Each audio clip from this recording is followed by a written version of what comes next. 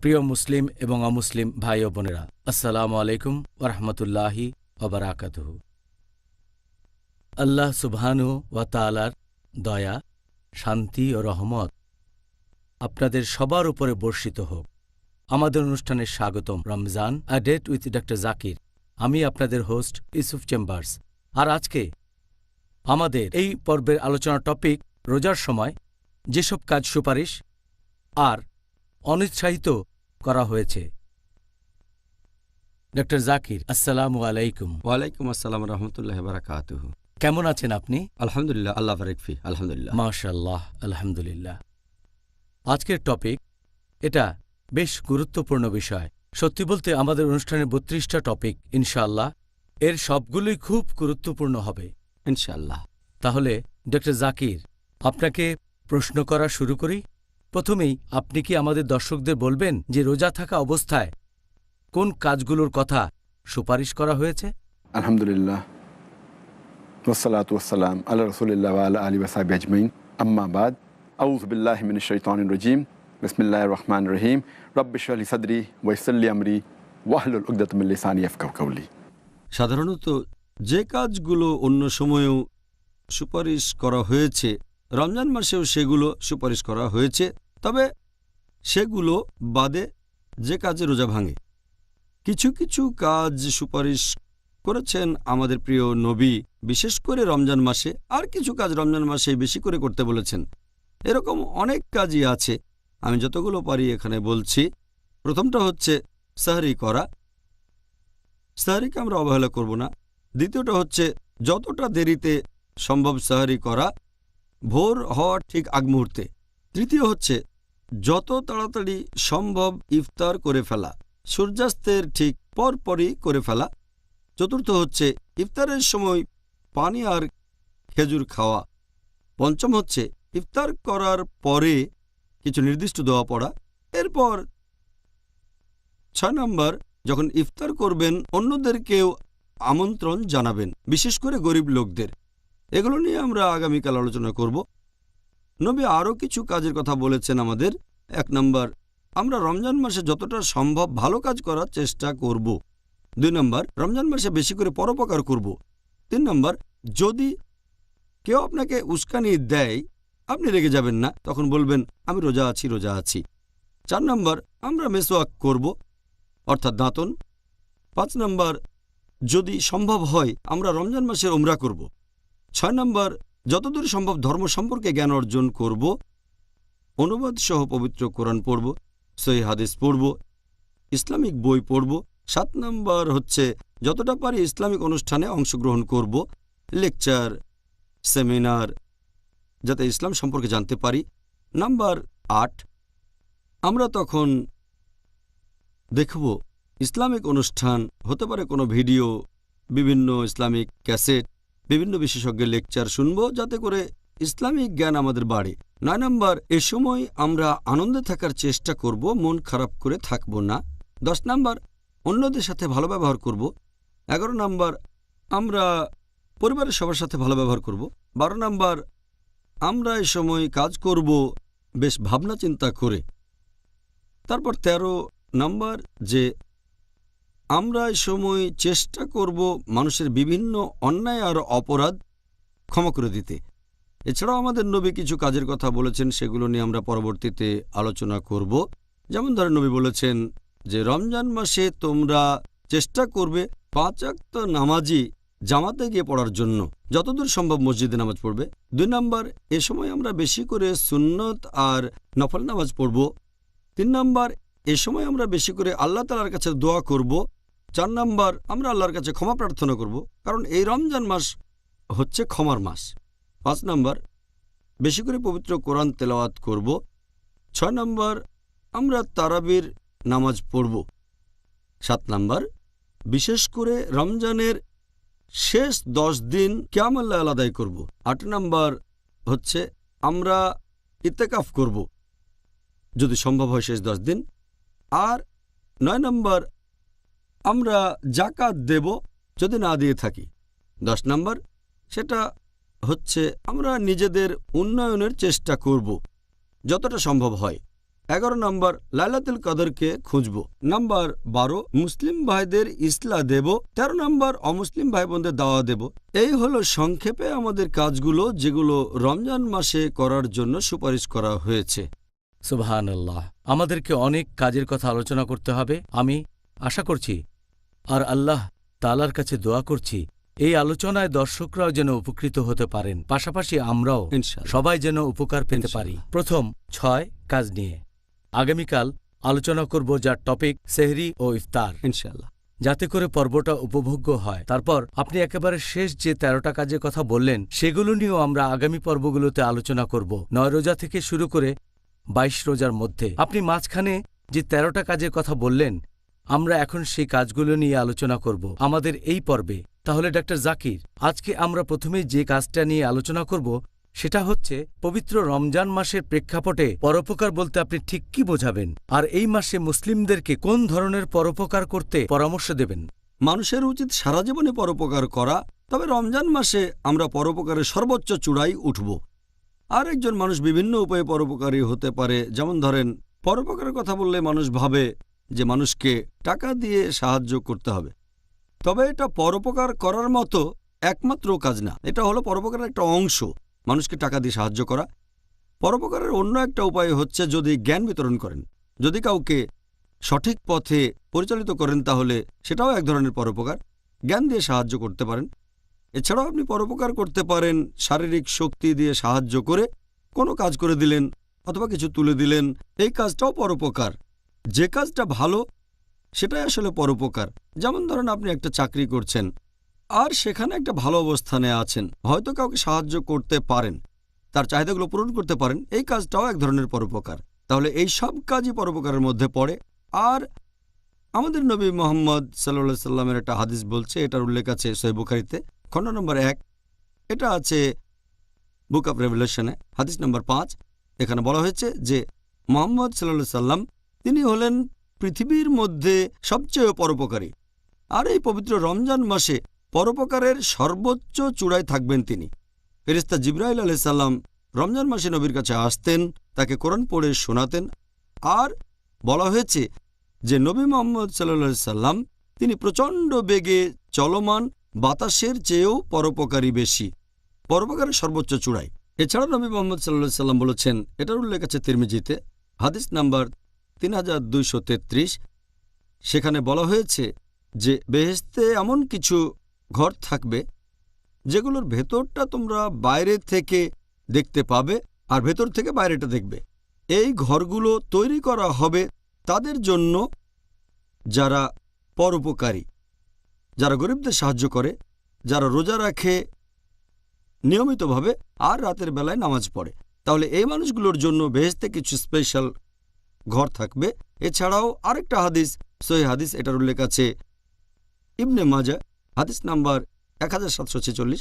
নবী মুহাম্মদ সাল্লাল্লাহু আলাইহি সাল্লাম বলেছেন যে যদি কেউ কোনো রোজদার লোককে খাবার দেয়, তাহলে যে লোক খাবার খাইয়েছে সে ওই রোজদারের রোজা রাখার যে সওয়াব পাবে, একই সওয়াব সেও পাবে। সেজন্য আমরাও মানুষকে উৎসাহিত করব অন্যদের খাওয়ানোর জন্য। এই সবগুলো কাজই আসলে পরোপকার। সুবহানাল্লাহ। আমি আল্লাহর কাছে দোয়া করছি আমরা যেন পরোপকারের দিক থেকে রাসূল সাল্লাল্লাহু আলাইহি সাল্লামের কাছাকাছি যেতে পারি, ইনশাআল্লাহ। তো ডাক্তার জাকির, এই পবিত্র রমজান মাস এটা হলো ক্ষমার মাস, আর আল্লাহ আমাদেরকে সুপারিশ করেছেন এই মাসে আমরা যেন একে অপরকে ক্ষমা করে দিই। আপনি কি এই ব্যাপারে বিস্তারিত বলবেন? রমজান হচ্ছে ক্ষমার মাস, আর এই মাসে আমরা আল্লাহ তাআলার কাছে ক্ষমা চাইব, আর আল্লাহ তাআলা আমাদের নির্দেশ দিয়েছেন যে আমরাও অন্যদের ক্ষমা করে দেব। পবিত্র কোরআনে এরকম অনেক আয়াত আছে যেখানে এই ব্যাপারে বিস্তারিত বলা হয়েছে। যেমন সূরা আলে ইমরান অধ্যায় 3 আয়াত 134 আল্লাহ তাআলা বলেছেন যে তোমরা ক্ষমা করো, আল্লাহ তাদের পছন্দ করেন যারা সৎ কাজ করে, তার মানে যারা ক্ষমা করে আল্লাহ তাদের পছন্দ করেন। পবিত্র কোরআনে সূরা আরফ অধ্যায় নম্বর 7 আয়াত 199 যে তোমরা ক্ষমা করো আর সৎ কাজের নির্দেশ দাও এবং তাদেরকে এড়িয়ে চলো যারা অজ্ঞ। এরপর আল্লাহ বলেছেন সূরা নূর অধ্যায় নম্বর 24 আয়াত নম্বর 22, আল্লাহ বলেছেন যে তোমরা ক্ষমা করো। তোমরা কি চাও না আল্লাহ তোমাদের ক্ষমা করুন? আল্লাহ তাআলা ক্ষমাশীল এবং পরম দয়ালু। পবিত্র কোরআনে সূরা তাগাবুন অধ্যায় নম্বর 64 আয়াত নম্বর 14 যে তোমাদের স্ত্রী এবং সন্তানদের মধ্যে কেউ কেউ আছে তোমাদের শত্রু, তবে তোমরা ভালো করবে যদি তাদের ক্ষমা করো, তাদের দোষ ত্রুটি উপেক্ষা করো এবং তাদের ক্ষমা করো। নিশ্চয়ই আল্লাহ ক্ষমাশীল এবং পরম দয়ালু। তাহলে আল্লাহ সুবহানাহু ওয়া তাআলা আমাদের মুসলিমদের সবাইকে উৎসাহিত করেছেন যে যতজন মানুষকে সম্ভব হয় তোমরা ক্ষমা করে দাও, আল্লাহ তোমাদের ক্ষমা করবেন। আর এই ক্ষমার ব্যাপারে নবীগণের জীবনী থেকে আমরা শ্রেষ্ঠ উদাহরণগুলো পাই। একটা হলো একজন নবী ইউসুফ আলাইহিস সালামের জীবনের ঘটনা। আমরা জানি যে ইউসুফ আলাইহিস সালাম তার 10 জন সৎ ভাই তার বিরুদ্ধে ষড়যন্ত্র করল, তাকে মেরে ফেলতে চাইল, কিন্তু আল্লাহ তাআলা তার জীবন বাঁচালেন। পরবর্তীতে তিনি হলেন মিশরের গভর্নর। একসময় যখন সব ভাইয়ের জীবন তার হাতের মুঠোয়, কোরআনে আছে যে তিনি বললেন তাদের উদ্দেশ্যে, সূরা ইউসুফ অধ্যায় নম্বর 12 আয়াত নম্বর 92, তিনি বললেন যে আজ তোমাদের বিরুদ্ধে আমার কোনো অভিযোগ নেই, আর আল্লাহ তোমাদের ক্ষমা করুন, তিনি শ্রেষ্ঠ দয়ালু। তার মানে ইউসুফ আলাইহিস সালাম তার ভাইদের ক্ষমা করে দিলেন আর বললেন আল্লাহ দয়ালু। এছাড়া আমাদের শেষ নবী মুহাম্মদ সাল্লাল্লাহু আলাইহি সাল্লামের জীবনে আমরা ক্ষমার অনন্য দৃষ্টান্ত দেখি। যখন মক্কা বিজয় করলেন, সেখানকার মুশরিকরা, মক্কার মূর্তি পূজারীরা তার আত্মীয়দের মেরে ফেলেছে, তার চাচাকে মেরেছে, এছাড়াও অনেক সাহাবীকেও মেরেছে, কিন্তু যখন তিনি সম্পূর্ণ জিতে গেলেন তখন তাদেরকে ক্ষমা করে দিলেন। আল্লাহ পবিত্র কোরআনে বলেছেন সূরা আহজাব অধ্যায় নম্বর 33 আয়াত নম্বর 21, নিশ্চয়ই রাসূলুল্লাহর মধ্যে তোমরা দেখবে উত্তম আদর্শের দৃষ্টান্ত। এরপর পবিত্র কোরআনে সূরা ফুসিলাত অধ্যায় নম্বর 41 আয়াত নম্বর 34 আল্লাহ বলেছেন যে মন্দকে প্রতিহত করে উৎকৃষ্ট দিয়ে। তুমি হয়তো জানো না যে লোকটার মনের মধ্যে শুধু তোমার প্রতি ঘৃণা আছে, তুমি দেখবে সে তোমার খুব অন্তরঙ্গ বন্ধু হয়ে গেছে। তার মানে খারাপ কাজকে প্রতিহত করবেন ভালো কাজ দিয়ে, এটাই সবচেয়ে ভালো। আল্লাহ এটা আবার বলছেন সূরা শুরা অধ্যায় নম্বর 42 আয়াত নম্বর 37। আল্লাহ এখানে তাদের কথা বলছেন যারা পরকালে বেহেশতে যাবে। তারা হলো সেই লোকগুলো যারা অশ্লীল কাজ পরিহার করে আর পরিহার করে গুরুতর পাপ, এবং রেগে গেলে তারা ক্ষমা করে দেয়। তাহলে পবিত্র কোরআনের বিভিন্ন আয়াতের মাধ্যমে আল্লাহ তাআলা মানুষ জাতিকে নির্দেশ দিচ্ছেন যে তোমরা অন্যদের ক্ষমা করে দেবে। জাযাকাল্লাহ খায়ের। ডক্টর জাকির, এভাবে বিস্তারিত বলার জন্য আপনাকে অনেক ধন্যবাদ। প্রিয় মুসলিম এবং অমুসলিম ভাই ও বোনেরা, পরের প্রশ্নটা হলো রেগে যাওয়া সম্পর্কে। রমজান মাসে আমরা কিভাবে রাগটাকে দমন করে রাখব? লোকজন এই রমজান মাসে রোজা রাখে, এই সময় তারা রাগ দেখায়। এখন এই রমজান মাসে তাদের রেগে যাওয়ার কি কোনোরকম যৌক্তিকতা আছে? অনেকেই এই সময় অজুহাত দেখিয়ে বলে যে আমরা রোজা আছি, সেজন্য আমরা তো রেগে যেতেই পারি। আসলে এটা হবে উল্টোটা। যদি কেউ রোজা থাকে সে তখন রেগে যাবে না, কারণ আল্লাহ পবিত্র কোরআনে বলেছেন সূরা বাকারা অধ্যায় নম্বর 2 আয়াত 183 যে তোমাদের জন্য সিয়ামের বিধান দেওয়া হলো যেমন বিধান দেওয়া হয়েছিল তোমাদের পূর্ববর্তীগণকে, যাতে করে শিখতে পারো আত্মসংযম। বলা হয়েছে লা আল্লাকুম তাত্তাকুন, যাতে শিখতে পারো আত্মনিয়ন্ত্রণ। তাহলে আপনি রোজা রাখছেন এজন্য যাতে রেগে না যান আপনি। ঠিক উল্টোটা, এটা কোনো অজুহাত হতে পারে না যে আমার ক্ষুধা লেগেছে, খুব ক্লান্তি লাগছে, তাই রেগে আছি। আসলে ঠিক উল্টোটা। আমাদের নবী মুহাম্মদ সাল্লাল্লাহু আলাইহি ওয়াসাল্লাম বলেছেন, এই সহিহ হাদিসটার উল্লেখ আছে সহিহ বুখারীতে খণ্ড নম্বর 3 বুক অব ফাস্টিং হাদিস নম্বর 1904। আমাদের প্রিয় নবী বলেছেন যে রোজা হচ্ছে ঢাল। এ সময় কোনো অশ্লীল কথা বলবে না, কাউকে ধমক দিয়ে কথা বলবে না, আর যদি কেউ তোমার সাথে ঝগড়া করে অথবা উস্কানিমূলক কথা বলে অথবা তোমাকে রাগিয়ে দিতে চায়, তুমি তখন বলবে আমি রোজা আছি, আমি রোজা আছি। এই হাদিসটা আরও একবার আছে, এটাও আছে সহিহ বুখারীতে খণ্ড নম্বর 3 বুক অব ফাস্টিং হাদিস নম্বর 1894। আমাদের প্রিয় নবী বলেছেন কেউ উস্কানিমূলক কথা বললে তুমি বলবে আমি রোজা আছি, আমি রোজা আছি। এই হাদিসটা সহিহ মুসলিমেও আছে, অনেক জায়গায় আছে। আমাদের নবী মুহাম্মদ সাল্লাল্লাহু আলাইহি ওয়াসাল্লাম বলেছেন, এটা আছে সহিহ বুখারীতে খণ্ড নম্বর 8 বুক অব ম্যানার্স হাদিস নম্বর 6114। আমাদের নবী বলেছেন যে সেই লোক সবচেয়ে শক্তিশালী নয় যে গায়ের জোরে আরেকজনকে হারিয়ে দেয়। যে গায়ের জোরে আরেকজনকে হারিয়ে দেয় সে সবচেয়ে শক্তিশালী নয়, বরং সবচেয়ে শক্তিশালী হলো সেই লোক যে কারো উপর রেগে যাওয়ার পরও তাকে ক্ষমা করে দেয়, যে রাগ কন্ট্রোল করে। তাহলে রোজা আমাদের পথ দেখিয়ে দেয় কিভাবে নিজেকে নিয়ন্ত্রণ করতে হবে। আর এই রোজা আসলে এক ধরনের ট্রেনিং যে কিভাবে নিজের রাগকে নিয়ন্ত্রণ করবেন। সুবহানাল্লাহ। আমরা যদি রোজা রেখে আমাদের রাগটাকে কন্ট্রোল করতে পারি তাহলে অন্য সময় সেটা পারবো ইনশাআল্লাহ। ডাক্তার জাকির, এবারে আপনাকে যে প্রশ্নটা করতে চাই উমরা করা প্রসঙ্গে, এই পবিত্র রমজান মাসে আপনি কি এই রমজান মাসের উমরা সম্পর্কে কোনোরকম উপদেশ দেবেন? রমজান মাসে মক্কায় গিয়ে উমরা করার কথা যদি বলতে হয়, নবী এটার কথা বলেছেন। তিনি সাহাবেগণকে উৎসাহ দিয়ে বলেছেন যে তোমরা পবিত্র রমজান মাসে উমরা করবে। আমাদের নবী মুহাম্মদ সাল্লাল্লাহু আলাইহি ওয়াসাল্লাম বলেছেন, এটার উল্লেখ আছে সহিহ বুখারী খণ্ড নম্বর 3 বুক অব উমরা হাদিস নম্বর 1782। নবী বলেছেন, যদি কেউ রমজান মাসে উমরা করে সেটা হবে হজ পালনের সমান। তার মানে আপনি যদি রমজান মাসে উমরা করে থাকেন রমজানের যে কোনো দিনে শুরু থেকে শেষ পর্যন্ত, তাহলে সেটা হবে হজ পালনের সমান। তাহলে এই রহমতের মাসে উমরা করা তো খুব ভালো একটা কাজ। ডাক্তার জাকির, অনেক মানুষেরই ভুল ধারণা আছে যে রমজান মাসে রোজা অবস্থায় মেসাক করাকে অনুৎসাহিত করা হয়েছে। এ ব্যাপারে আপনি কি একটু বিস্তারিত বলবেন? অনেক মুসলিম আছেন যারা ভাবেন যে রোজা থেকে মেসওয়াক করা এটা মাকরু। এটার ভিত্তি হচ্ছে একটা হাদিস, এটার কথা আগেও বলেছি। সহিহ বুখারী খণ্ড নম্বর 3 বুক অব ফাস্টিং হাদিস নম্বর 1904 এবং 1894। নবী মুহাম্মদ সাল্লাল্লাহু আলাইহি ওয়াসাল্লাম বলেছেন, আল্লাহর নামে বলছি যার হাতে রয়েছে মুহাম্মদের রূহ, রোজাদারের মুখের গন্ধ আল্লাহ তাআলার কাছে কস্তুরীর ঘ্রাণের চেয়েও মিষ্টি। এটা শুনে অনেকে মনে করে যদি মেসওয়াক ব্যবহার করেন তাহলে রোজদারের মুখে সাধারণত যে দুর্গন্ধ থাকে সেটা আর থাকবে না, সেজন্য আল্লাহ তাকে পছন্দ করবেন না। এটার উপর ভিত্তি করে তারা মনে করে যে এটা মাকরু। আমাদের এখানে বুঝতে হবে, যখন কেউ মেসওয়াক ব্যবহার করে বা দাঁতন, এটা রোজদারের মুখের সেই দুর্গন্ধ দূর করতে পারে না। তাহলে যখন মেসওয়াক ব্যবহার করছেন এটা দাঁতের গামকে ম্যাসাজ করে, আর দাঁতের ফাঁকে খাবারের কণা আটকে থাকলে সেটা বের করে ফেলে, অনেকটা টুথব্রাশের মতোই। রোজদারের মুখে দুর্গন্ধটা আসে পাকস্থলী থেকে, কারণ পেটে কোনো খাবার যায় না, সেখান থেকে দুর্গন্ধটা আসে। মেসওয়াক এটা বন্ধ করতে পারে না।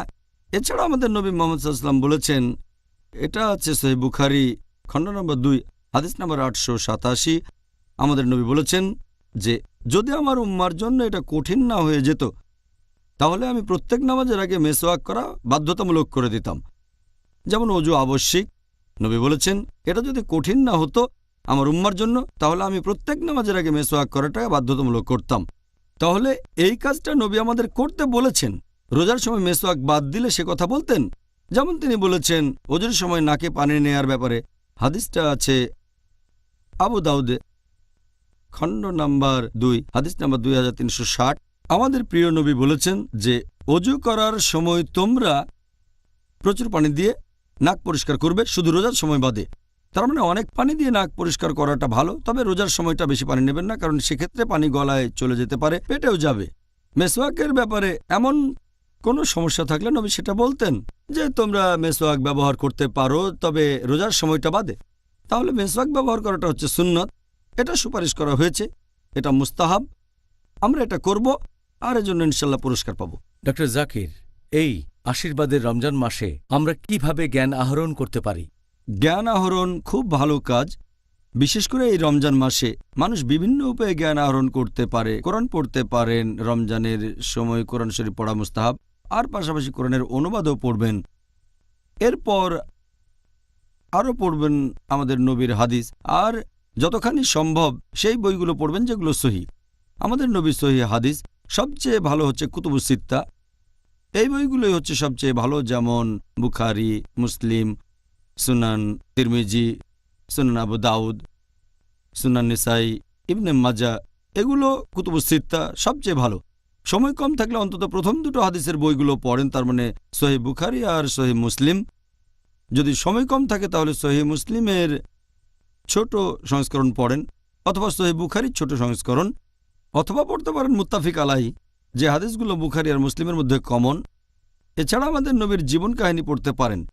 ইংরেজি ভাষায় নবীর জীবন কাহিনীর উপর সবচেয়ে সেরা বই রাহিক আল মাকতুম, দ্য সিল্ড নেকটার, এটা নবীর জীবন নিয়ে কথা বলছে।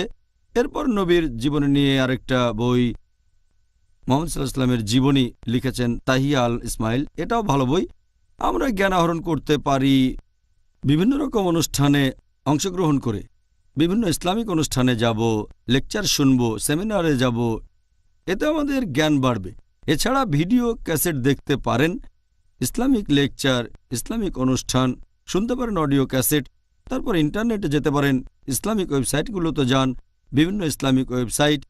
এভাবে আমরা বিভিন্ন উপায়ে জ্ঞান আহরণ করতে পারি। আর রমজান মাসে আমরা এভাবে জ্ঞান আহরণ করে আমাদের সময় ব্যয় করতে পারি। অবশ্যই এতে আমাদের উপকার হবে, পাশাপাশি অনেক পুরস্কারও পাবো ইনশাআল্লাহ। ইনশাআল্লাহ। আপনি যে বইগুলোর কথা বললেন সেগুলো নিশ্চয়ই বেশ কয়েকটা ভাষাতেই পাওয়া যাবে, আর আমাদের মুসলিম ভাই বোনেরা পুরো পৃথিবী জুড়েই এই বইগুলো থেকে জ্ঞান আহরণ করতে পারবেন। ডক্টর জাকির, হুসনে সুলুক এই শব্দটার অর্থ আসলে কি, আর পরিবারের সাথে ভালো ব্যবহার বলতে কি বোঝানো হয়েছে? এই পবিত্র রমজান মাসে মানুষ সাধারণত অজুহাত দেয় যে সে রোজা আছে, সে ক্লান্ত হয়ে যায়, এ সময় তাদের ক্ষুধা লাগে, তাই গোমড়া মুখে বসে থাকে। তবে নবী বলেছেন এ সময় হাসি খুশি থাকতে, মন খারাপ করবেন না। এ সময় রোজা থাকার সময় হাসি খুশি থাকবেন, বিশেষ করে পরিবারের সদস্যদের সাথে ভালো ব্যবহার করবেন, পরিবারকে আরও বেশি করে সময় দেবেন, যাতে করে আপনার সাথে তারাও রোজার পুরস্কারটা পায়। অন্য মানুষের সাথে হুসনে সুলুক বা ভালো ব্যবহারের কথা যদি বলতে হয়, এটা হলো পবিত্র রমজান মাস। এ মাসে মানুষের সাথে বেশি ভালো ব্যবহার করবেন, প্রতিবেশীর সাথে, বন্ধুদের সাথে, আত্মীয় স্বজনের সাথে ভালো কাজ করবেন, সবাইকে সাহায্য করবেন, সবাই মিলেমিশে আনন্দে থাকবেন। আর এটা ছাড়াও আমরা আরও করব তাফাক্কুর, রমজান মাসের প্ল্যান করে রাখব যাতে সর্বোচ্চ পুরস্কারটা পেতে পারি। আল্লাহর কাছে দোয়া করি আমরা যেন সবার সাথে ভালো ব্যবহার করতে পারি, আর যেন সবসময় নবী মোহাম্মদ সাল্লাল্লাহু আলাইহি সাল্লামকে অনুসরণ করে চলতে পারি, বিশেষ করে এই আশীর্বাদের পবিত্র রমজান মাসে। এবারে আমরা অন্য আরেকটা বিষয় নিয়ে আলোচনা করব, যে কাজগুলো অনুৎসাহিত করা হয়েছে। আপনি কি সংক্ষেপে এই কাজগুলো সম্পর্কে বলবেন? রোজা অবস্থায় যে কাজগুলো করতে আমাদেরকে অনুৎসাহিত করা হয়েছে এই পবিত্র রমজান মাসে। রোজার সময় যে কাজগুলোকে অনুৎসাহিত করা হয়েছে সেগুলোকে তিনটা ভাগে ভাগ করা যায়। প্রথমটা হচ্ছে সেই কাজগুলো যেগুলো রোজার বিভিন্ন সুন্নতের বিরুদ্ধে যায়। দ্বিতীয়টা রোজায় যে কাজগুলোকে অনুৎসাহিত করা হয়েছে আর যেগুলো বছরের অন্য সময়ও নিষিদ্ধ। তৃতীয়টা হচ্ছে রোজার সময় অন্যান্য যে কাজগুলোকে অনুৎসাহিত করা হয়। ডক্টর জাকির, আপনি কি সেই কাজগুলোর কথা বলবেন যেগুলোকে অনুৎসাহিত করা হয়েছে, একই সাথে রোজার সুন্নতেরও বিরুদ্ধে যায়? যে কাজগুলো নবীর সুন্নতের বিরুদ্ধে যায়, আমি আগে কিছু সুপারিশ করা কাজের কথা বলেছি, এটা তার বিপরীত। যেমন 1 নাম্বার, আমরা শব্দ করে নিয়ত করব না। রোজা থাকার সময় নিয়তটা আমরা শব্দ করে বলবো না। 2 নাম্বার হচ্ছে আমরা অতিরিক্ত খাওয়া দাওয়া কখনোই করব না, ইফতারের সময় বা রাতের বেলায়। 3 নাম্বার, আমরা রেগে যাব না। 4 নাম্বার পয়েন্ট হচ্ছে লোকজন তারাবি পড়ে খুব তাড়াতাড়ি করে, একটু ধীরে পড়তে হবে। এরপর পয়েন্ট নাম্বার 5 হচ্ছে ইতিকাফের সময় আমরা গল্প গুজব করব না। এবার আমাদের সেই কাজগুলো সম্পর্কে বলেন যেগুলো রমজান বাদে অন্য সময়েও নিষিদ্ধ। এখন আমরা সেইগুলো সম্পর্কে জানতে চাই। যে কাজগুলো এমনিতেও নিষিদ্ধ আর বিশেষ করে রমজান মাসের সময়ও কাজগুলো নিষিদ্ধ, সেগুলোর মধ্যে আড়ালে নিন্দা করা, কুৎসারটানো 1 নাম্বার, এটা খুব বড় গুনাহ। 2 নাম্বার হচ্ছে মিথ্যে কথা বলা। 3 নাম্বার হচ্ছে কাউকে গালমন্দ করা। 4 নাম্বার অশ্লীল কথা বলা। 5 নাম্বার হচ্ছে অহেতুক ঘুরে বেড়ানো আর আড্ডা দেয়া। 6 নাম্বার হচ্ছে মিথ্যে কাজ। নাম্বার 7 হচ্ছে শোনা কোনো অনইসলামিক গান আর মিউজিক। 8 নাম্বার হচ্ছে টেলিভিশনে অনইসলামিক বিভিন্ন অনুষ্ঠান দেখা, সিনেমা দেখা। 9 নাম্বার হচ্ছে অনইসলামিক ম্যাগাজিন পড়া আর অনইসলামিক বই পড়া। 10 নাম্বার হচ্ছে অনইসলামিক ওয়েবসাইটগুলোতে যাওয়া। 11 নাম্বার হচ্ছে খাবার নষ্ট করা। আর 12 নাম্বার হচ্ছে অহেতুক বেশি খরচ করা, অপব্যয় করা। ডক্টর জাকির, এই রমজান মাসে যে রোজা রেখেও জিহ্বাকে সংযত রাখে না, তার উদ্দেশ্যে আপনি কি বলবেন? জিহ্বাকে সংযত রাখতে হবে, কারণ অনেক সময় আমরা দেখি যে জিহ্বার কারণে মানুষের যতটা ক্ষতি হয় অন্য কোনো অঙ্গ প্রত্যঙ্গ অতটা পারে না। এই জিভের ব্যাপারে আমাদের সাবধান থাকতে হবে। আমাদের নবী মুহাম্মদ সাল্লাল্লাহু সাল্লাম বলেছেন, এ প্রসঙ্গে অনেক হাদিস, সহিহ হাদিস আছে। এটার উল্লেখ আছে মুসান্নাফ ইবনে আবি শাইবা, খণ্ড নম্বর 5, বুক অব ম্যানার্স, হাদিস নাম্বার 26,490। ইবনে মাসুদ রাদিয়াল্লাহু আনহু তিনি বলেছেন যে, আল্লাহর কসম, দারুণভাবে সংযত জিহ্বার চেয়ে কাম্য বন্ধু আর কিছুই নেই। একই কথা বলা হয়েছে পরের হাদিসে, মুসান্নাফ ইবনে আবি শাইবা, খণ্ড নম্বর 5, বুক অব ম্যানার্স, হাদিস নাম্বার 26,491। হযরত আবু বকর রাদিয়াল্লাহু আনহু নিজের জিহ্বা ধরে বললেন যে, এই জিনিসটাই আমাকে আজকের অবস্থানে নিয়ে এসেছে। তার মানে তিনি জিহ্বার ব্যাপারে সাবধান ছিলেন, সেজন্যই উঁচু অবস্থানে গেছেন। আর পবিত্র কোরআনেও বেশ কিছু আয়াত আছে। আল্লাহ বলেছেন সূরা কাফ, অধ্যায় নম্বর 50, আয়াত নম্বর 18, মানুষ যে কথাই উচ্চারণ করুক তার জন্য তৎপর প্রহরী তার কাছেই আছে। তার মানে আপনি যে কথাই বলেন না কেন, ফেরেশতাগণ সেটা লিখে রাখেন। এরপর বলা হয়েছে পবিত্র কোরআনে সূরা ইসরা, অধ্যায় নম্বর 17, আয়াত নম্বর 53, আল্লাহ বলেছেন, আমার বান্দাদের বলো তারা সেই কথাগুলোই বলবে যা সবচেয়ে ভালো, আর শয়তান অনেক সময় আমার বান্দাদের মধ্যে বিভেদ সৃষ্টি করে, উস্কানি দেয়। শয়তান হচ্ছে তোমাদের জন্য প্রকাশ্য শত্রু। আল্লাহ আমাদের কোরআনের মাধ্যমে নির্দেশ দিয়েছেন, জিহ্বা ব্যবহার করার সময় তোমরা সাবধান থাকবে। আমাদের প্রিয় নবী মুহাম্মদ সাল্লাল্লাহু আলাইহি সাল্লাম বলেছেন, এই হাদিসটা উল্লেখ করা হয়েছে সহিহ বুখারীতে, খণ্ড নাম্বার 8, হাদিস নাম্বার 6484। আমাদের নবী মুহাম্মদ সাল্লাল্লাহু আলাইহি সাল্লাম বলেছেন যে, একজন মুসলিম আরেকজন মুসলিমকে তার হাত অথবা জিহ্বা দিয়ে আঘাত করবে না। মুসলিম হলো সেই লোক যে অন্য মুসলিমকে আঘাত করবে না হাত বা জিহ্বা দিয়ে। আমাদের নবী মুহাম্মদ সাল্লাল্লাহু আলাইহি সাল্লাম আরও বলেছেন, এটা উল্লেখ করা হয়েছে সহিহ বুখারীতে, খণ্ড নম্বর 8, হাদিস নাম্বার 6474। আমাদের প্রিয় নবী বলেছেন, যদি কেউ এই নিশ্চয়তা দিতে পারে যে সে তার মুখের কথাকে সংযত রাখবে, অর্থাৎ জিহ্বার কথা, এছাড়াও নিজের গোপন অঙ্গকে সংযত করে রাখবে, তাকে বেহেশতের নিশ্চয়তা দেওয়া হবে। যে ব্যক্তি নিশ্চিত করতে পারবে যে নিজের জিহ্বার গোপন অঙ্গকে সংযত রাখবে, তাকে বেহেশতের নিশ্চয়তা দেওয়া হবে। এরপর আমাদের নবী আরও বলেছেন, এটা হচ্ছে সহিহ বুখারীতে, খণ্ড নম্বর 8, হাদিস নাম্বার 6475। নবী বলেছেন যে লোক আল্লাহ এবং শেষ বিচারের দিনে বিশ্বাস করে সে হয় ভালো কথা বলবে অথবা চুপ করে থাকবে। তার মানে যখন মুখ খুলবেন ভালো কথা বলবেন অথবা চুপ থাকবেন। আর নবী আরও বলেছেন, এটা আছে সহিহ বুখারীর কয়েকটা হাদিসে, খণ্ড নম্বর 3, বুক অব ফাস্টিং, হাদিস নম্বর 1894 এবং 1904, যে রোজা হচ্ছে ঢাল। রোজা আমাদের পাপ থেকে রক্ষা করে আর আমাদের আত্মনিয়ন্ত্রণ শেখায়, আর সেজন্য আমরা জিহ্বাকে সংযত রাখবো, এটাই সবচেয়ে ভালো। ধন্যবাদ ডাক্তার জাকির। আর আমার মনে হয় এই কাজটা আমাদের সবসময় করা উচিত, শুধু রমজান মাসে নয়। এবারের প্রশ্নটাও গুরুত্বপূর্ণ, রোজা রেখে মিথ্যা বলা, মিথ্যা কাজ করা। আমি জানতে চাচ্ছি যে এই রমজান মাসে কেউ যদি রোজা রেখে এভাবে মিথ্যা কথা বলে তার ক্ষেত্রে কি হবে? যদি কেউ মিথ্যে কথা বলে বা মিথ্যে কাজ করে রমজান মাসে, আমাদের নবী মুহাম্মদ সাল্লাল্লাহু আলাইহি সাল্লাম বলেছেন, এটা আছে সহিহ বুখারীতে, খণ্ড নম্বর 3, বুক অব ফাস্টিং, হাদিস নম্বর 1903, যদি কেউ তার মিথ্যে কাজ আর মিথ্যে কথাগুলো বাদ না দিয়ে থাকে, তাহলে তার পানাহার থেকে বিরত থাকাতে আল্লাহ সুবহানাহু ওয়া তাআলার কোনো প্রয়োজন নেই। যদি কেউ মিথ্যে কাজ করে আর অনবরত মিথ্যে কথা বলে যায়, তার পানাহার থেকে বিরত থাকায় আল্লাহর প্রয়োজন নেই।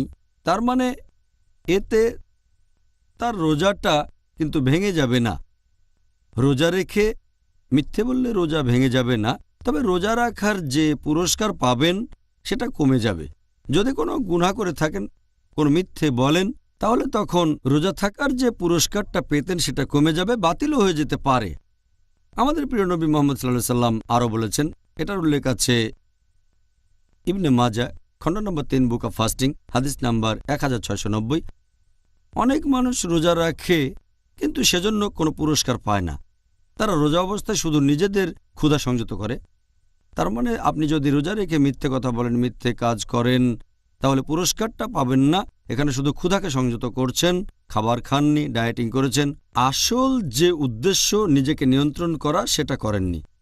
আল্লাহ আমাদের শক্তি দিন আর সাহায্য করুন, যাতে করে আমরা ভালো কাজ করতে পারি, ইহকাল আর পরকাল দুই জায়গাতে উপকৃত হতে পারি। পরের প্রশ্ন, এই পবিত্র রমজান মাসে পেছন থেকে নিন্দা করা আর কুৎসা রটানোর অপকারিতাগুলো কি কি হতে পারে? একটা বড় মাপের গুনাহ ইসলাম অনুযায়ী কুৎসা রটানো, পেছন থেকে নিন্দা করা। আল্লাহ পবিত্রকরণে বলেছেন সূরা হুমাজা অধ্যায় নম্বর 104 আয়াত নম্বর 1, ওয়াইলুল লিকুল্লি হুমাযাতিল লুমাযা। দুর্ভাগ্য তার যে পশ্চাতের সম্মুখে লোকের নিন্দা করে। সে দুর্ভাগা যে সামনে আর পেছনে মানুষের নিন্দা করে। আর আল্লাহ পবিত্রকরণে বলেছেন সূরা হুজুরাত অধ্যায় নম্বর 49 আয়াত নম্বর 12, অনুমান থেকে দূরে থাকো, কারণ অনুমান কোনো কোনো ক্ষেত্রে পাপ। আর তোমরা একে অন্যকে পেছন থেকে নিন্দা করো না। তোমরা কি তোমাদের মৃত ভাইয়ের মাংস খেতে চাইবে? এরপর আল্লাহ আরও বলেছেন যে তোমরা এটাকে ঘৃণ্য মনে করো। এখানে আল্লাহ তুলনা করেছেন যে পেছন থেকে নিন্দা করে সে তার মৃত ভাইয়ের মাংস খায়। এখন ভাইয়ের মাংস খাওয়াই তো হারাম। এখানে আরও বলা হয়েছে মৃত ভাইয়ের মাংস। মৃত কারো মাংস খাওয়া হারাম, তাহলে পেছন থেকে নিন্দা করা 2 গুণ পাপ। শুধু ভাইয়ের মাংস খাওয়াই না, এটা মৃত ভাইয়ের মাংস খাওয়া, তাহলে এটা খুব বড় গুনাহ। আর আমাদের নবী মুহাম্মদ সাল্লাল্লাহু আলাইহি ওয়াসাল্লাম বলেছেন, এটার উল্লেখ আছে সহিহ মুসলিমে খণ্ড নম্বর 4 হাদিস নাম্বার 6265। এখানে নবী মুহাম্মদ সাল্লাল্লাহু আলাইহি ওয়াসাল্লাম বলেছেন সাহাবীগণকে, তোমরা কি জানো পেছন থেকে নিন্দা কি? তারা বললেন, আল্লাহর রাসূলই সবচেয়ে ভালো জানেন। তখন নবী মুহাম্মদ সাল্লাল্লাহু আলাইহি ওয়াসাল্লাম বললেন, যদি কোনো লোক অন্যজনের সম্পর্কে নিন্দা করে তার পেছন থেকে, যেটা সেই লোক হয়তো পছন্দ করবে না, এটাই পেছন থেকে নিন্দা করা। কারো পেছন থেকে তার সম্পর্কে বলছি যা সে পছন্দ করবে না, এটাই পেছন থেকে নিন্দা করা। সেখানে একজন সাহাবা প্রশ্ন করলেন যে, হে রাসূল, যদি পেছন থেকে বলা কথাটা সত্যি হয়, যার নিন্দা করা হচ্ছে তার যদি সেই দোষটা থাকে? নবী তখন বললেন, যদি তোমার কথা সত্যি হয় যে নিন্দা সত্যি, তাহলে এটা পেছন থেকে নিন্দা করা, তা না হলে হবে মিথ্যে অপবাদ। তাহলে পেছন থেকে নিন্দা খুব বড় গুনাহ। আরেকটা সহিহ হাদিস, এটা আছে সুনান আবু দাউদ খণ্ড নম্বর 3 বুক অব ম্যানার্স হাদিস নাম্বার 4857। হযরত আয়েশা রাদিয়াল্লাহু আনহা, আমাদের নবীর স্ত্রী, নবীর কাছে সাফিয়ার কথা বলছেন। বলতে গিয়ে তিনি বললেন যে সে আকারে ছোটখাটো। নবীর সাথে সাথে বললেন, তুমি যে কথাগুলো বললে, এই শব্দগুলো সাগরের পানিতে মিশলে সাগরের পানি নষ্ট হয়ে যেত। এরপর আরও আছে সুনান আবু দাউদে খণ্ড নম্বর 3 বুক অব ম্যানার্স হাদিস নাম্বার 4860। এখানে আনাস রাদিয়াল্লাহু আনহু বর্ণনা দিয়েছেন যে নবী মুহাম্মদ সাল্লাল্লাহু আলাইহি ওয়াসাল্লাম বলেছেন, যখন তিনি মিরাজে গেলেন তখন দেখলেন যে কিছু লোকের নখ তামা দিয়ে বানানো, তারা তাদের কপাল আর বুক চাপড়াচ্ছে। নবী জিজ্ঞেস করলেন যে এই লোকগুলো কারা? উত্তর পেলেন, এরা পেছন থেকে অন্যের নিন্দা করত। তার মানে পেছন থেকে নিন্দা করা খুব বড় গুনাহ। আর এই গুনাহ থেকে সবাইকে আমাদের সংযত থাকতে হবে। আমাদের অনেকে এটা না জেনে করে থাকে, তারা বুঝতে পারে না যে এটা খুব বড় গুনাহ, এটা থেকে বিরত থাকতে হবে। আর নবী আরও বলেছেন, এটার উল্লেখ আছে সহিহ বুখারীতে খণ্ড নম্বর 8 বুক অব ম্যানার্স হাদিস নাম্বার 6056, যে নিন্দা করে সে বেহেশতে যেতে পারবে না। এই হাদিসগুলো থেকে জানলাম আমরা সাবধান থাকব, জিহ্বাকে সংযত রাখব, বিশেষ করে পেছন থেকে নিন্দা আর কুৎসা রটানো থেকে। জাযাকাল্লাহ। আল্লাহ আমাদের সাহায্য করুন, যাতে করে আমরা ভালো কাজ করতে পারি। ডক্টর জাকির, রোজার সময় যে কাজগুলো করতে অনুৎসাহিত করা হয়েছে সেগুলো এখনও আলোচনা করিনি। আপনি কি এখানে অন্যান্য কাজগুলির কথা বলবেন যেগুলোকে রমজান মাসে অনুৎসাহিত করা হয়েছে? রমজান মাসে অন্যান্য যে কাজগুলোকে অনুৎসাহিত করা হয়েছে সেগুলো হচ্ছে, অনেক মানুষ সারাদিন ধরে ঘুমায় কারণ সারা রাত জেগেছিল, শুধু নামাজ পড়ার সময়টায় ওঠে আবার ঘুমায়। রাতকে দিন আর দিনকে রাত বানিয়ে ফেলে। রোজা রাখার উদ্দেশ্য তো সেটা না। 2 নাম্বার, অনেক মানুষ অলস বসে থাকে, দিনের বেলায় কাজ করতে চায় না। 3 নাম্বার, রোজা রেখে অনেক লোকজন দিনের বেলায় সময় কাটাতে চায় খেলাধুলা করে, বিনোদনের মধ্যে। এই সময়টাতে এমন সব কাজ করবেন যেগুলো আমাদের নবীর সুন্নত। 4 নাম্বার, অনেকেই ইফতার পার্টি দেয় মানুষকে দেখানোর জন্য, আল্লাহ সুবহানাহু ওয়া তাআলার সন্তুষ্টির জন্য না। 5 নাম্বার, অনেকের বাসায় মহিলাদের বিভিন্ন রকম খাবার দাবার রান্না করতে বলে থাকে তারা সাহরি আর ইফতারের জন্য। এতে করে রমজানের সময়টায় বাসার মহিলারা তাদের বেশিরভাগ সময় কাটায় রান্নাঘরে বসে। সময় কাটানো উচিত ছিল আল্লাহ সুবহানাহু ওয়া তাআলার ইবাদত করে। নাম্বার 6, যে ভুলটা মানুষ করে থাকে সেটা হচ্ছে এ সময় তারা বাড়িঘর মেরামত করার কাজেই ব্যস্ত থাকে। রমজান মাসে তো আপনি ব্যস্ত থাকবেন আল্লাহ সুবহানাহু ওয়া তাআলার ইবাদত করে। 7 নাম্বার যে কাজ সেটা হচ্ছে অনেক লোক সারা রাত জেগে থাকে আর আল্লাহ সুবহানাহু ওয়া তাআলার ইবাদত না করে তারা বিভিন্ন আনপ্রোডাক্টিভ কাজে ব্যস্ত থাকে। 8 নাম্বার হচ্ছে যে অনেক মানুষজন তারাবির নামাজ পড়ার পর গল্প গুজবে মেতে ওঠে, এটাও ঠিক না। এরপর 9 নাম্বার, অনেক মানুষজন এই সময় ব্যস্ত থাকে কেনাকাটা নিয়ে। তারা কি করে? সারা রাত ধরে কেনাকাটায় ব্যস্ত থাকে। 10 নাম্বার হচ্ছে যে তারা সারা রাত ধরে খাওয়া নিয়েই ব্যস্ত থাকে। 11 নাম্বার, অনেকেই রাতের বেলায় গল্পগুজব করে বেড়ায়, বাইরে ঘুরে বেড়ায়, আল্লাহ সুবহানাহু ওয়া তাআলার ইবাদত করে না। এরপর 12 নাম্বারটা হচ্ছে অনেকেই রমজান মাসের শেষ 10 দিনে অন্য সব কাজ বাদ দিয়ে ঈদের প্রস্তুতি নিতে থাকে, আল্লাহ সুবহানাহু ওয়া তাআলার ইবাদত করে না। এই কাজগুলোকে অনুৎসাহিত করা হয়েছে। আল্লাহ যেন আমাদের সামর্থ্য দেন যাতে করে আমরা এই পবিত্র রমজান মাসের সময়টাকে ভালোভাবে কাজে লাগাতে পারি। ডক্টর জাকির, এই আশীর্বাদের মাস রমজানে ধর্মীয় জ্ঞান, তার মানে ইসলামিক জ্ঞান অর্জন করার উপরে এত গুরুত্ব দেওয়া হয়েছে কেন? জ্ঞান আহরণের কথা যদি বলতে হয়, পবিত্র কোরআনে আল্লাহ মানুষের জন্য প্রথম যে নির্দেশটা দিয়েছেন সেটা নামাজ পড়া না, রোজা রাখা না, হজ পালন করা না, সেটা হচ্ছে ইকরা। আল্লাহ পবিত্র কোরআনে বলেছেন সূরা ইকরা বা সূরা আলাক অধ্যায় নম্বর 96 আয়াত নম্বর 1, ইকরা বিসমি রাব্বিকাল্লাযী খালাক খালাকাল ইনসানা মিন আলাক। আয়াত 1 ও 2 এর মানে পড়ো, পাঠ করো তোমার প্রভুর নামে যিনি সৃষ্টি করেছেন, যিনি মানুষকে সৃষ্টি করেছেন জোকের মতো ঝুলে থাকা বস্তু থেকে। তাহলে পবিত্র কোরআনে মানুষ জাতিকে সবার প্রথমে যে নির্দেশটা দেওয়া হয়েছে সেটা হচ্ছে পড়ো। এখানে শুধু পড়ার কথাই বলা হয়নি, বলা হয়েছে যে পড়ো তোমার প্রতিপালকের নামে। তার মানে পড়া গুরুত্বপূর্ণ, জ্ঞান আহরণ করা গুরুত্বপূর্ণ, তবে আল্লাহ সুবহানাহু ওয়া তাআলার জ্ঞান অর্জন করা, দিন সম্পর্কে জানা, সেটাও সবচেয়ে গুরুত্বপূর্ণ।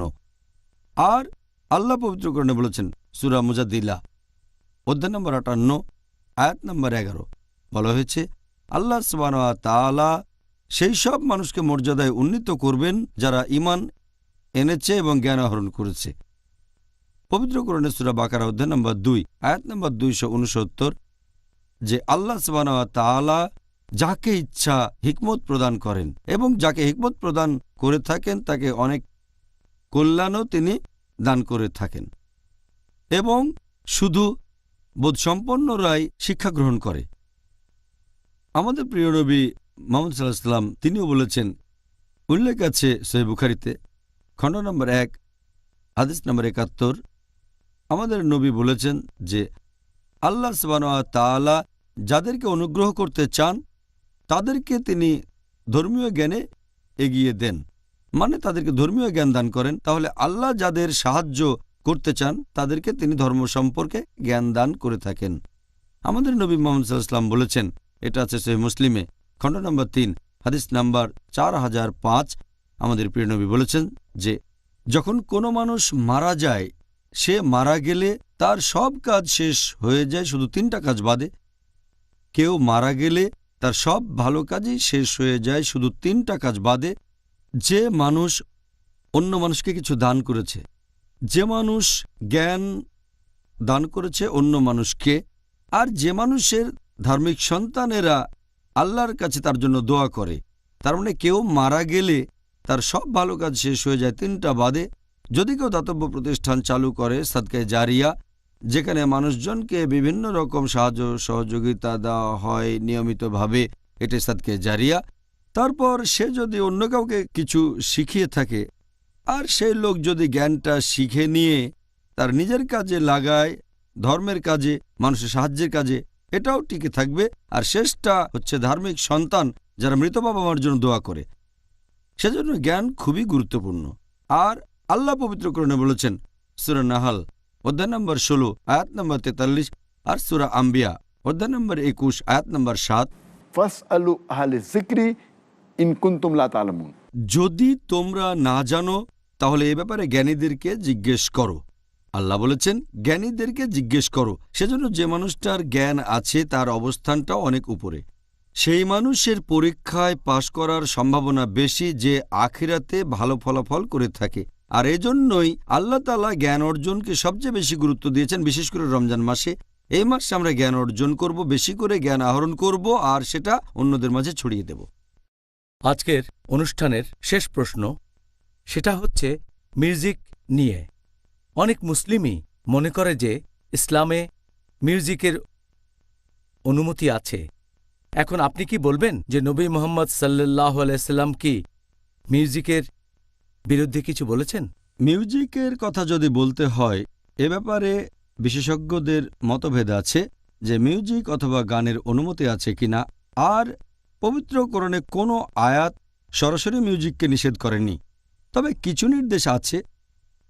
আল্লাহ পবিত্র কোরআনে বলেছেন, সূরা লুকমান অধ্যায় নম্বর 31 আয়াত নম্বর 6 বলা হয়েছে যে মানুষদের মধ্যে কেউ কেউ অজ্ঞতাবশত আল্লাহর পথ থেকে বিচ্যুত করার জন্য অসার বাক্য ক্রয় করে, আর এভাবে মানুষকে দূরে নিয়ে যায় আল্লাহ সুবহানাহু ওয়া তাআলার পথ থেকে।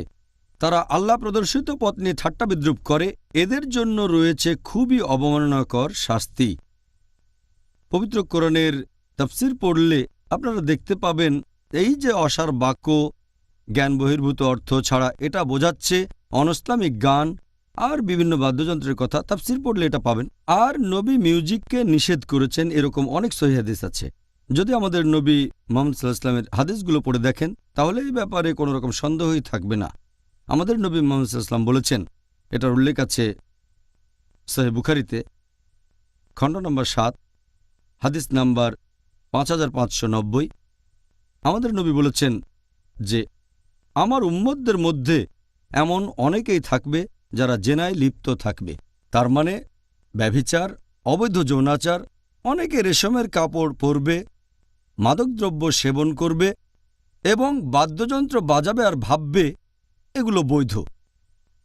আমার উম্মতদের মধ্যে কিছু লোক তারা এমন কিছু করবে যেগুলো অবৈধ, যেমন ব্যভিচার, অবৈধ যৌনাচার, রেশমের কাপড় পরা, মাদকদ্রব্য নেয়া এবং বাদ্যযন্ত্র বাজাবে আর ভাববে এগুলো বৈধ।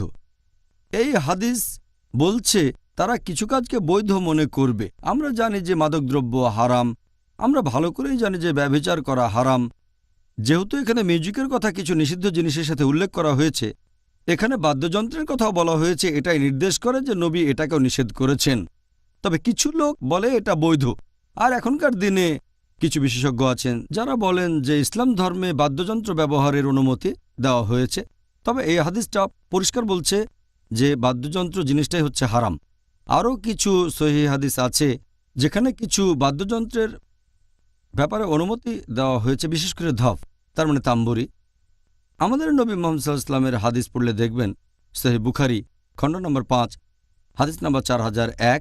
এখানে বলা হয়েছে যে মুহাম্মদ সাল্লাল্লাহু আলাইহি ওয়াসাল্লাম একদিন বিয়ে করার পরে বাইরে এসে কথা বলছিলেন সাহাবীগণের সাথে।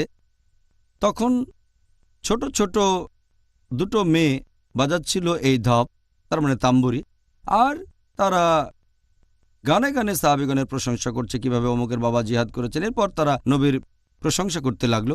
নবী বললেন, আমার প্রশংসা করো না, আগে জায়গায় ছিলে তাই গাও। তার মানে নবী সাল্লাল্লাহু আলাইহি সাল্লাম তাদের এই তাম্বুরি বা ধপ বাজাতে নিষেধ করেননি।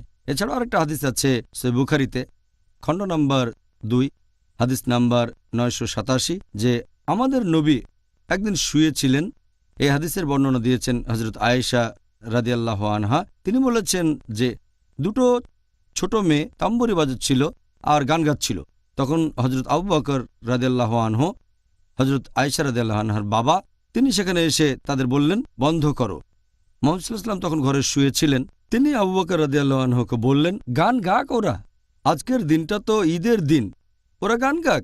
এছাড়া আরেকটা হাদিস আছে তিরমিজিতে হাদিস নাম্বার 3690। সেখানে আমাদের নবী সাল্লাল্লাহু আলাইহি ওয়াসাল্লাম বলেছেন যে একবার এক লোক নবীর কাছে এসে তাকে বলল, আমি আল্লাহ সুবহানাহু ওয়া তাআলার নামে শপথ করছি, যদি আপনি জিতে ফিরে আসেন তাহলে আমি গান গাইব, ধপ বাজাবো, আমি তখন তাম্বুরি বাজাবো। নবী বললেন, যদি শপথ করে থাকো তাহলে করবে, যদি শপথ না করে থাকো তাহলে করবে না। এই হাদিসটাও আমাদের বলছে বিভিন্ন ধরনের বাদ্যযন্ত্র আসলে হারাম, শুধুমাত্র ধপ তার মানে তাম্বুরি বাদে। নবী কখনো কখনো এটার অনুমতি দিয়েছেন। ডক্টর জাকির, আজকের অনুষ্ঠানের শেষ প্রশ্নটার উত্তর দেওয়ার জন্য আপনাকে ধন্যবাদ। আশা করি অনুষ্ঠানটা দর্শকদের জন্য উপকারী। সবাই নতুন কিছু জানতে পেরেছেন। আজকে আমাদের টপিক ছিল রোজার সময় যেগুলো সুপারিশ আর যেগুলো অনুৎসাহিত করা হয়েছে। আপনাকে অনেক ধন্যবাদ ডক্টর জাকির, জাযাকাল্লাহ খাইরান। ওয়াইয়াকুম। ভাই ও বোনেরা, আমি আল্লাহ তাআলার কাছে দোয়া করছি আপনারা সকলে যেন রোজার এই নিয়মগুলোর শিক্ষা গ্রহণ করে আপনাদের জীবনে প্রয়োগ করতে পারেন। আমিও আজকে ডাক্তার জাকিরের কয়েকটা সুন্দর পরামর্শ গ্রহণ করেছি। তাহলে আগামীকাল আমাদের আবারও দেখা হবে একই সময়ে, আর সেদিন আলোচনার টপিক হবে সেহরি এবং ইফতার। আসসালামু আলাইকুম ওয়া রাহমাতুল্লাহি ওয়া বারাকাতুহু।